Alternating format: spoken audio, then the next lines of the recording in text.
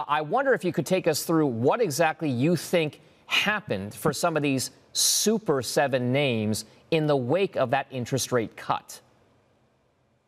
Great to be here, and that's a very important question. So back when we had the first ECB cut decision at the beginning of June, we were in this Goldilocks scenarios for Europe. We were seeing a positive direction we were seeing improvements in the EPS growth. Analysts have been upgrading, economists have been upgrading their GDP growth for Europe, and since then, pretty much coincidentally, everything has turned. So since the moment the French election was really announced, and that's, you can see the weakness in the luxury names out of France there.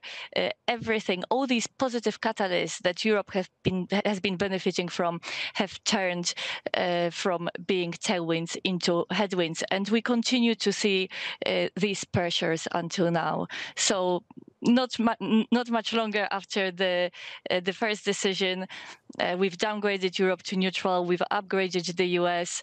On luxury goods, we are now neutral. We still like the tech stocks. We still like healthcare. We are underweight autos, but that's of course more of the cyclical part of the autos. And going forward, I think European equities will tread water, right? We have almost flat targets by the year end.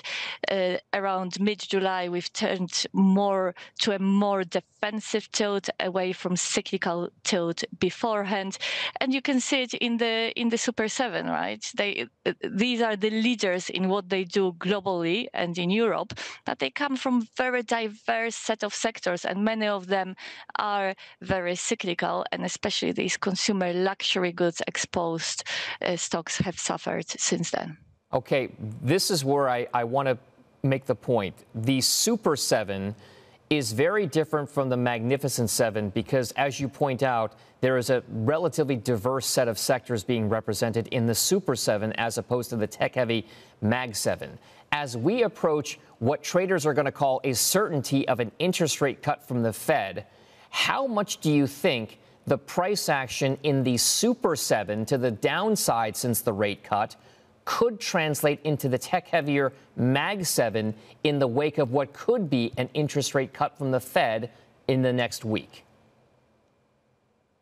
So for us, the focus has moved away from inflation and the cuts. We perceive them as a done deal, and the market mostly priced them in.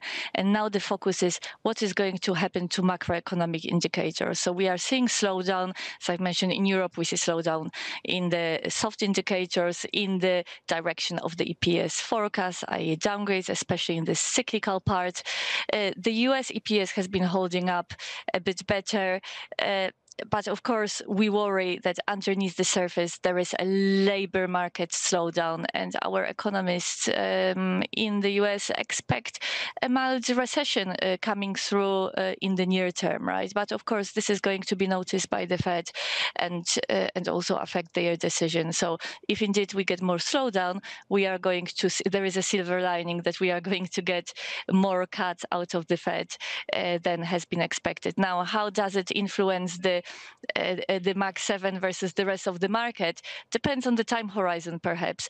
Over the medium term, our US strategists think that the market will start to broaden up.